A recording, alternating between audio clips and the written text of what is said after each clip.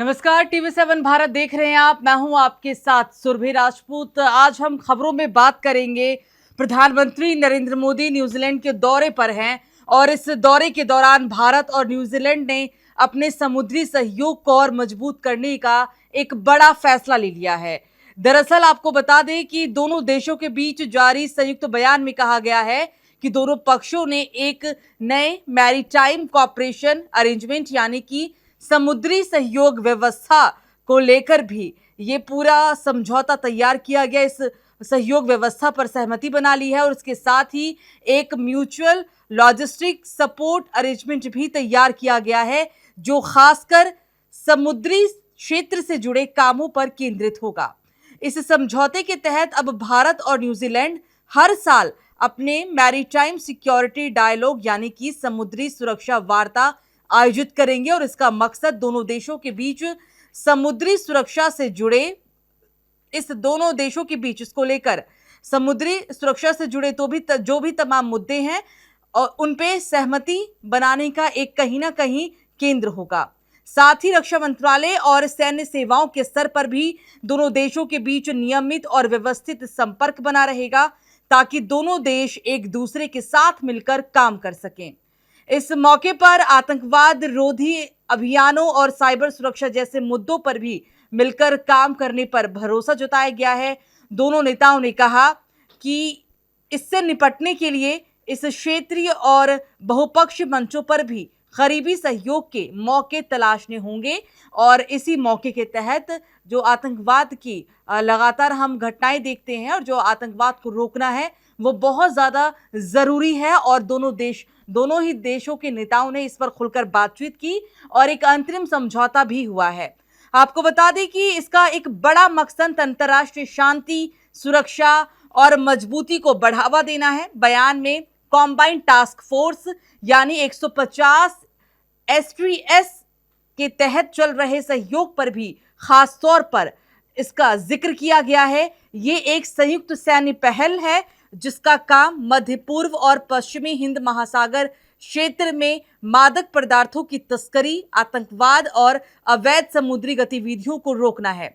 दोनों प्रधानमंत्रियों ने इस टास्क फोर्स के तहत भारत और न्यूजीलैंड के बीच चल रहे तालमेल की सराहना की और साथ ही इस दौरान इसे आगे भी जारी रखने की सहमति जताई। ये मुलाकात काफी अहम है क्योंकि जिस तरीके से आप सभी को पता है कि प्रधानमंत्री नरेंद्र मोदी अभी दौरे पर हैं और इस दौरान दोनों ही प्रधानमंत्रियों की मुलाकात कई मायने में अहम है। कई मायनों में इस मुलाकात के दौरान चर्चा हुई है, कई बातों पर सहमति बनी है। हालांकि अब ये सहमति आगे क्या रंग लाती है ये आने वाले समय की ही बात होगी। प्रधानमंत्री ने इस दौरान कहा है, इस दौरान आपको सबसे पहले ये बता दें कि प्रधानमंत्री नरेंद्र मोदी ने अपने इस दौरे में किन किन बातों का जिक्र किया और किन किन बातों को वहां पर देश के किन किन मुद्दों को सामने रखा और किन किन बातों पर सहमति बन सकती है, उसके बारे में आपको जानकारी दे दी। दरअसल प्रधानमंत्री मोदी ने कहा कि भारत में उभर रहे इन अवसरों का लाभ उठाने के लिए मैं कुछ उदाहरण आपके सामने रखना चाहता हूं और भारत में मैन्युफैक्चरिंग को बढ़ावा देने के लिए हमने प्रोडक्शन लिक्विड इंसेंटिव यानी कि पीएलआई की योजना की शुरुआत की है और इसके तहत फूड प्रोसेसिंग से लेकर टेक्सटाइल समेत 14 क्षेत्रों में लगभग $20 बिलियन का समर्थन किया जा रहा है। एक बहुत बड़ा अमाउंट $20 मिलियन जिसका समर्थन किया जा रहा है और प्रधानमंत्री नरेंद्र मोदी ने अपने संबोधन में स्पष्ट रूप से इस बात का जिक्र भी किया है। दरअसल भारत में airport, regional connectivity, air cargo और पर्यटन के क्षेत्र लगातार तेजी से बढ़ रहे हैं और आज भारत दुनिया का तीसरा सबसे घरेलू विमानन बाजार बन चुका है। पूरे विश्व का भारत इस वक्त तीसरा विमानन बाजार है और हम मिलकर कार्गो कॉरिडोर, फ्लाइट कनेक्टिविटी और संयुक्त पर्यटन पैकेज विकसित भी कर सकते हैं। फल, सब्जियों और सी फूड के लिए भी बेहतर पेरिशेबल कार्गो सॉल्यूशन भी तैयार किए जा रहे हैं। कुल मिलाकर ये संयुक्त बयान भारत और न्यूजीलैंड के बीच रक्षा और समुद्री सुरक्षा के क्षेत्र में काफी अहम है। दरअसल आपको बता दें कि भारत और न्यूजीलैंड के बीच रक्षा और समुद्री सुरक्षा के जो मुद्दे हैं वो हमेशा से ही काफी अहम है। दोनों नेताओं ने इस मुद्दे पर खुलकर बातचीत भी की है। भारत के पास विशाल उपभोक्ता बाजार, फूड पार्क और एग्रीट्रेक टैलेंट की भी एक ताकत है जो एक पॉजिटिव है। हम इसे मिलकर farm to market value chain और वैश्विक निर्यात प्लेटफॉर्म तैयार कर सकते हैं। इन तमाम बिंदुओं की का जिक्र प्रधानमंत्री नरेंद्र मोदी की तरफ से किया गया है। दोनों ही प्रधानमंत्री की कई मुद्दों पर खुलकर बातचीत हुई है और प्रधानमंत्री नरेंद्र मोदी ने इस दौरान किन किन मुद्दों का जिक्र किया, किन किन उपलब्धियों को गिनवाया, भारत में क्या क्या उपलब्धियां हैं अभी तक और दोनों देशों के बीच संबंध किस तरीके से हैं और आने वाले समय में ये संबंध और कैसे बेहतर हो सकते हैं, इस बात का जिक्र प्रधानमंत्री नरेंद्र मोदी ने खुलकर किया है। फिनटेक के क्षेत्र में आज भारत वैश्विक नेतृत्व कर रहा है। दुनिया में होने वाले करीब 50% रियल टाइम डिजिटल भुगतान भारत में होते हैं। हम डिजिटल पेमेंट्स के साथ साथ ग्रीन बॉन्ड जैसे क्षेत्रों में भी साथ मिलकर काम कर रहे हैं। जब से बीजेपी केंद्र में आई है 2014 से ही देख रहे हैं कि जो प्रधानमंत्री नरेंद्र मोदी की तरफ से डिजिटल इंडिया का बात कही गई थी, वादा किया गया था, डिजिटल इंडिया आज पूरी तरीके से भारत हो चुका है और इस बात का जिक्र नरेंद्र मोदी ने अपने इस दौरे के दौरान भी किया। उन्होंने कहा कि हम डिजिटल इंडिया के साथ साथ ग्रीन बॉन्ड जैसे क्षेत्र में भी साथ मिलकर आगे बढ़ सकते हैं। आने वाले समय में इस दौरे का और इस मीटिंग का क्या फायदा हो सकता है और किन किन बिंदुओं पर दोनों देश आपस में सहमति बना सकते हैं, बातचीत कर सकते हैं, इन तमाम बातों का जिक्र नरेंद्र मोदी ने किया है। उन्होंने कहा कि हमने स्पेस सेक्टर को निजी भागीदारी के लिए खोल दिया है। आज भारत में 400 से भी अधिक स्पेस स्टार्टअप के साथ काम हो रहा है और अब तो इस क्षेत्र में एक यूनिकॉर्न भी बन चुका है। जिस तरीके से ये आंकड़ा 40% का रखा गया, साथ में ये भी कहा गया कि दोनों देशों की कंपनियां भारत के स्पेस इकोसिस्टम के साथ मिलकर स्मॉल सैटेलाइट्स, रिमोट सेंसिंग और ओशन मॉनिटरिंग जैसे क्षेत्रों में काम कर सकती है।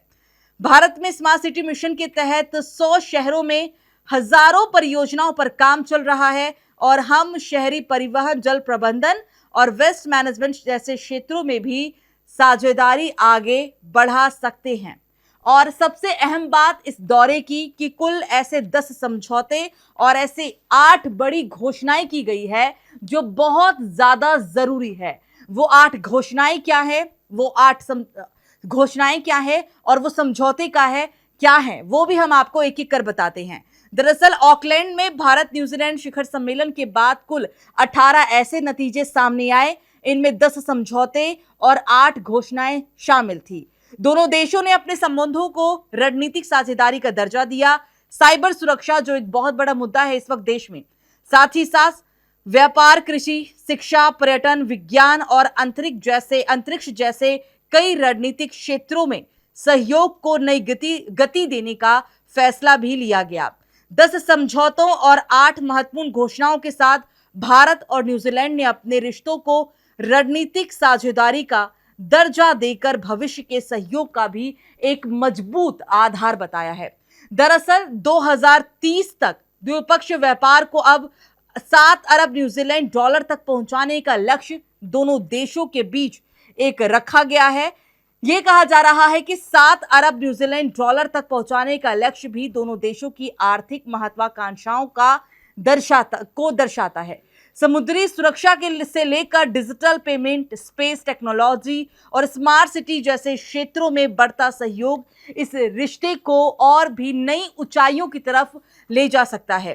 साथ ही अब सबसे अहम बात यह है कि अब ये देखना अहम है यहाँ कि इन समझौते को जमीन पर कितनी तेजी से लागू किया जाएगा और ये जो समझौते घोषणाएं की गई है वो आने वाले कितने दिनों में लागू हो सकती है। जिन जिन महत्वपूर्ण बिंदुओं का यहाँ जिक्र किया गया, जिन जिन बिंदुओं पर बातचीत की गई, क्या ये धरातल पर लागू हो सकते हैं और अगर होंगे तो कब तक होंगे, ये एक बड़ा प्रश्न है। लेकिन हाँ, ये जो पूरी मीटिंग थी, ये जो पूरा दौरा था, बैठकों के दौरान जितनी भी बातचीत हुई वो हर बिंदु पे काफी महत्वपूर्ण थी। साथ ही साथ यह भी तय है कि यह दौरा भारत न्यूजीलैंड संबंधों में एक नए अध्याय की शुरुआत के तौर पर भी देखा जाएगा, क्योंकि प्रधानमंत्री इस वक्त न्यूजीलैंड के दौरे पर है और न्यूजीलैंड के दौरे के दौरान उन्होंने वहां के प्रधानमंत्री से खुलकर बातचीत की है, कई बिंदुओं पर अपनी बात रखी है और कई ऐसे मुद्दों का जिक्र किया जब दोनों देश साथ मिलकर आएंगे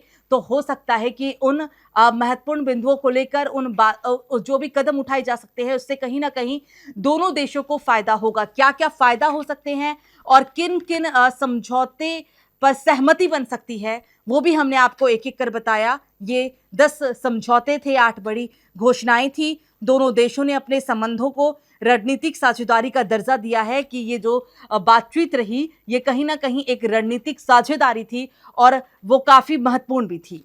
प्रधानमंत्री की तरफ से इसमें साइबर सुरक्षा को लेकर खुलकर बातचीत की गई है, कृषि क्षेत्र को लेकर खुलकर बातचीत की गई है, साथ ही साथ कई ऐसे रणनीतिक क्षेत्रों को लेकर भी बातचीत की गई है जिस पर नजर हालांकि पूरी दुनिया की अभी बनी हुई है।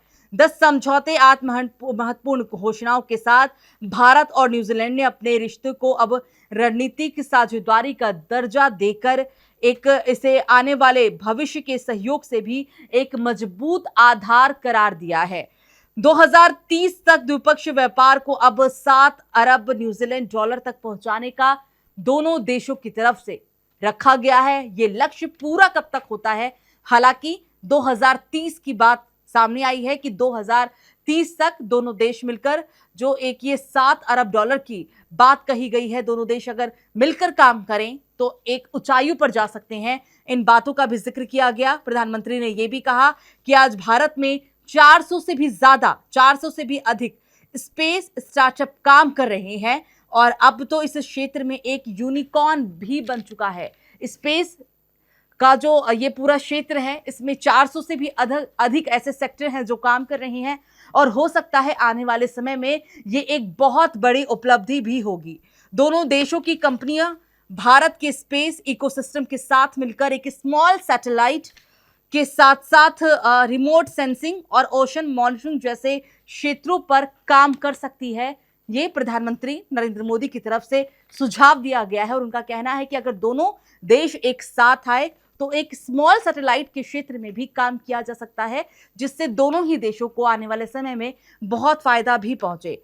भारत में स्मार्ट सिटी मिशन के तहत अब 100 शहरों में हजारों परियोजनाओं पर काम चल रहा है और उन परियोजनाओं को धरातल पर लागू करने के लिए भी उतनी ही तेजी गति से काम किया जा रहा है। इस बात का भी जिक्र नरेंद्र मोदी ने किया है। उन्होंने कहा कि हम शहरी परिवहन, जल प्रबंधन और वेस्ट मैनेजमेंट जैसे क्षेत्रों में भी साझेदारी बढ़ा सकते हैं। साथ ही आपको बता दें कि इस वक्त भारत में एयरपोर्ट, रीजनल कनेक्टिविटी के साथ साथ एयर कार्गो और पर्यटन के क्षेत्र हर दिन के साथ तेजी से बढ़ रही हैं। भारत विश्व गुरु बन रहा है और विश्व गुरु बन चुका है क्योंकि इस बात का भी जिक्र नरेंद्र मोदी ने किया है। आज भारत दुनिया का एक तीसरा सबसे बड़ा घरेलू विमानन बाजार है जिसका फायदा कई देशों को पहुंचता है और इससे कहीं ना कहीं भारत को भी उससे भी अत्यधिक फायदा मिलता है। उन्होंने कहा कि हम मिलकर कार्गो कॉरिडोर, फ्लाइट कनेक्टिविटी और संयुक्त पर्यटन पैकेज विकसित कर सकते हैं। फल, सब्जियों और सी फूड के लिए भी बेहतर पेरिशेबल क्षेत्र यहां पर है। कार्गो सॉल्यूशन भी तैयार किया जा रहा है। उन्होंने ये भी कहा कि कुल मिलाकर ये संयुक्त बयान भारत और न्यूजीलैंड के बीच रक्षा और समुद्री सुरक्षा के क्षेत्र में एक भरोसे और सहयोग को बढ़ावा देता है। ये बयान हर मायने में अहम था। इस बयान से 2 मायने बहुत ज्यादा जो इसके मायने हैं वो निकाले जा रहे हैं। पहला सुरक्षा को लेकर और दूसरा आने वाले समय में दोनों ही देशों की जो अर्थव्यवस्था है वो इससे बढ़ेगी। इस मुलाकात के बाद, इस बातचीत के बाद दोनों ही देश अर्थव्यवस्था के मामले में और ज्यादा मजबूत होंगे। ये भरोसा दोनों प्रधानमंत्रियों ने आपस में जताया और जिन बिंदुओं पर बात हुई, जिन महत्वपूर्ण बिंदुओं पर चर्चा की गई, अगर ये लागू होते हैं तो इससे सिर्फ भारत को ही नहीं न्यूजीलैंड को भी उतना ही फायदा पहुंचेगा। न्यूजीलैंड के पास इस वक्त हॉर्टिकल्चर, डेयरी साइंस और फॉरेस्ट्री में एक व्यापक विशेषज्ञता है। न्यूजीलैंड इस वक्त पूरे ही दुनिया में हॉर्टिकल्चर के लिए बहुत ज़्यादा माना जाता है और उनके पास जो स्पेसिफिक है वो फॉरेस्ट्री में एक व्यापक विशेषज्ञता मानी जाती है। भारत के पास विशाल उपभोक्ता बाजार है।